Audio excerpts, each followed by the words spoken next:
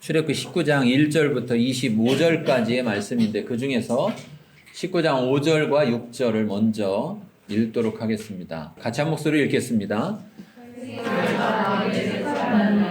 너희가 내 말을 잘 듣고 내 언약을 지키면 너희는 모든 민족 중에서 내 소유가 되겠고 너희가 내게 대하여 지상 나라가 되며 거룩한 백성이 되리라. 너는 이 말을 이스라엘 자손에게 전할지니라.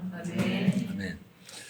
하나님과의 만남이라는 제목으로 지난주에 말씀을 전하였었는데요. 계속 이어서 보면 왜 하나님은 이스라엘에게 가시적으로 나타나셨는가, 임재하셨는가, 다시 말하면 왜 하나님은 이스라엘을 만나 주셨는가, 만나기를 원하시는가 라는 것에 대해서 우리가 질문할 때 그 답은요, 같이 읽겠습니다.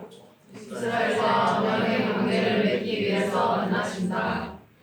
모세를 통해서, 모세가 대리자이기 때문에 모세를 통해서 하나님은 이스라엘과 계약을 맺을 수도 있습니다.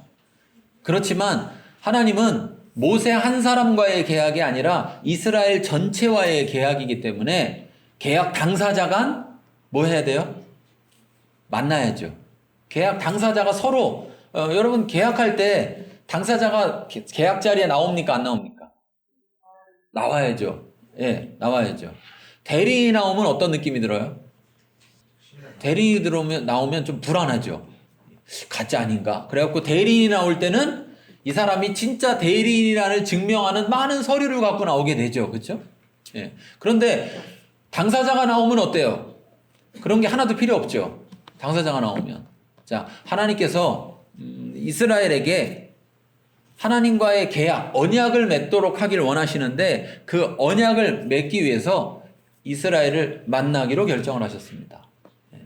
그 하나님을 만난다는 게, 하나님 우리를 만나기 위해서 오셨고 우리도 하나님을 만난다는 게 뭐가 그렇게 중요하냐라는 것을 우리가 이 말씀을 통해서 한번 살펴보는 겁니다. 우리가 지난 시간에 1절, 2절에서 보면 하나님이 일하시고 만들며 성취하신다라는 것을 우리가 살펴봤습니다.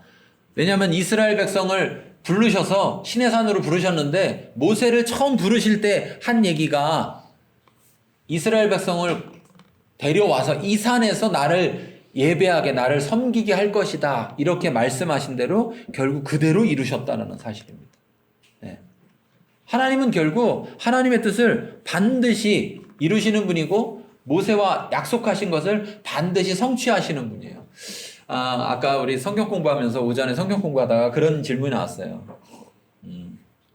어떤 분이 내가 금식 기도 했더니 하나님 은혜로 응답 받았다. 그럼 그게 맞는 겁니까? 틀린 겁니까? 그래서 제가 그거 틀린 겁니다. 왜 틀린 거냐?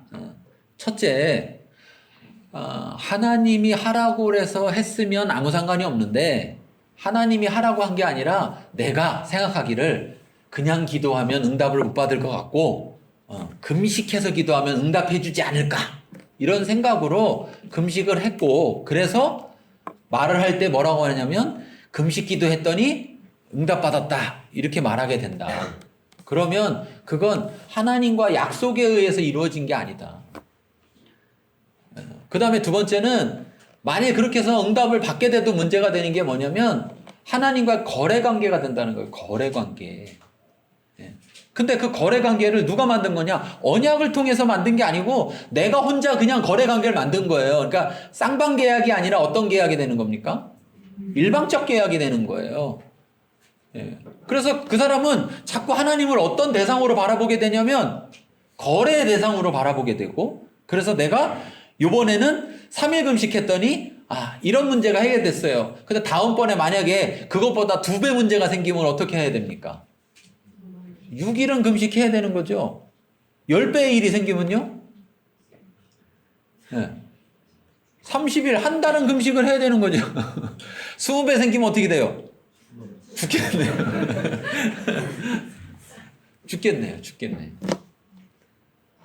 근데 그게 혼자 맺어놓고서 때로는 3일 금식했더니 어떤 문제가 해결됐어요. 그래서 그 다음에 2배 문제 생겨서 6일을 금식했습니다. 근데 금식했더니 문제가 해결 안 됐어요. 그럼 이 사람은 어떻게 생각할까요? 두 가지죠. 2배라고 2배 하면 안 되고 3배는 해야 되나 보다. 이렇게 생각할 수 있고, 또 하나는 기도해봐야 소용없네? 이렇게. 혼자 생각하는 거죠, 혼자. 혼자 룰을 정해놓고, 혼자 그것을 하고, 혼자, 거기에 대해서 결과도 말하는 거예요. 근데 하나님은 지금 언약을 맺겠다고 오신 거예요. 언약은 자, 일방적인 것입니까? 상호적인 겁니까? 상호적인 거예요, 상호적인 거. 그러면 상호적이라는 말은 무슨 말이냐? 상대편이 그 약속을 지키면 나도 약속을 지켜야 된다는 거죠. 자, 그러면 한번 여러분에게 질문해 보겠습니다. 여러분은 도움을 받아야 되고 도움을 주는 사람이 있습니다. 누가 약속을 하고 싶습니까? 도움 받는 사람이 약속하고 싶죠. 예. 누가 더 열심히 약속을 우리 계약을 맺자고 할까요? 도움을 받고 싶은 사람이 하겠죠. 지금 상황을 보세요. 지금 상황은 어떤 상황입니까? 이스라엘이 지금까지 계속 도움을 받아서 여기까지 왔는데, 그런데 이스라엘이 계약을 맺자고 하는 겁니까? 하나님이 계약을 맺자고 하는 겁니까? 이해되시나요? 안 되죠. 하나님은 왜요? 아니, 지금까지도 도와줬는데 굳이 뭘 계약서까지 써서 도와주려고 하냐는 거예요. 굳이 그렇잖아요. 예, 지금까지 도와줬어요. 그렇지만 계약서는 안 써 있으니까 그 다음에는 혹 안 도와줘도 문제가 돼요, 안 돼요? 안 되죠. 근데 계약서를 쓰는 순간 어떤 일이 벌어집니까? 반드시 지켜야 되는 거예요. 반드시 지켜야 돼요. 근데 이게 또 웃긴 게요. 사람하고 하나님하고 계약을 맺어요. 그러면 자, 계약대로 이행할 가능성은 누가 높습니까? 하나님이 높아요. 계약을 이행하지 못할 가능성은 누가 높아요? 사람이 높죠. 그렇죠? 그러면 그 계약은 어떤 계약이라고 그러죠? 불공정 계약이고 불평등 계약이죠. 근데 더 웃긴 사실은 뭐예요? 계약 이행 가능성이 굉장히 낮은 사람이 뭘 필요로 한다는 거예요? 하나님의 도움을 필요로 한다는 거예요. 하나님은 도움을 주는 입장이에요. 그러니까 굳이 계약을 맺을 이유도 없거니와 계약을 맺어도 하나님은 거짓이 없으신 분이기 때문에 하나님은 무조건 반드시 지켜줘야 돼요. 그런데 사람은 그렇지 못해요. 하나님이 아니기 때문에 사람은 얼마든지 계약을 깰 수도 있어요. 하나님은 그걸 알까요? 모를까요? 알죠. 왜요? 근데 왜요? 여러분, 근데 왜요? 왜 하나님은 계약을 맺으려고 할까요? 그냥 도와줘도 되고 그래도 되는데 굳이 왜 하나님을 오히려 올가매는 거죠. 하나님이 제한되는 거예요. 여러분, 하나님은 인간을 향해서 하나님 자신을 스스로 제한하셨다라는 거예요. 이 제한했다라는 게 뭐냐? 사랑에서 나오는 것입니다. 여기 부모님들이 더 많으시니까 자녀들보다, 네, 부모님들이 더 많으시니까. 김경수 집사님 돈 버시잖아요. 돈 버시는데 돈 벌어서 자식이 더 많이 써요? 집사님이 더 많이 써요?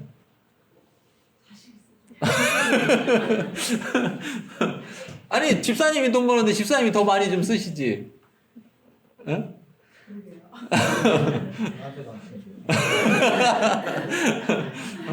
아니, 우리 박성호 집사님 어떠세요?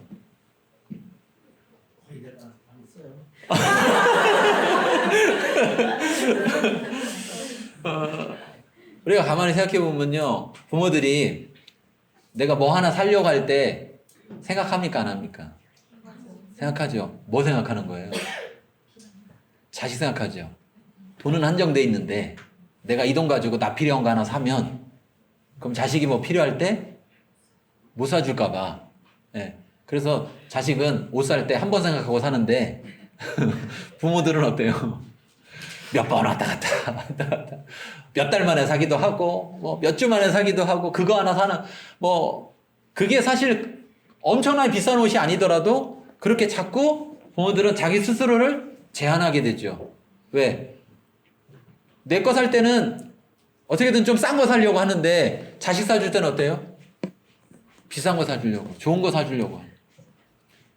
왜 그러냐는 거죠. 사랑이라는 거예요. 사랑. 하나님이 우리를 얼마나 사랑하느냐? 스스로를 올가매서라도 우리를 더 사랑하기를 원하셔서 계약을 맺자고 하시는 거예요. 내가 너를 사랑하는데 내가 너를 사랑하는지 네가 모를 수 있으니까 내가 너를 사랑한다는 걸 증거로 남겨주겠다. 증표로. 그래서 계약을 맺자는 겁니다. 그래서 그 계약을 맺으면 그 계약에 따라서 내가 너에게 더 분명하게 내 사랑을 나타내 주시겠다는 거예요. 그래서 금방 읽었던 5절, 6절. 자, 5절, 6절 같이 읽겠습니다.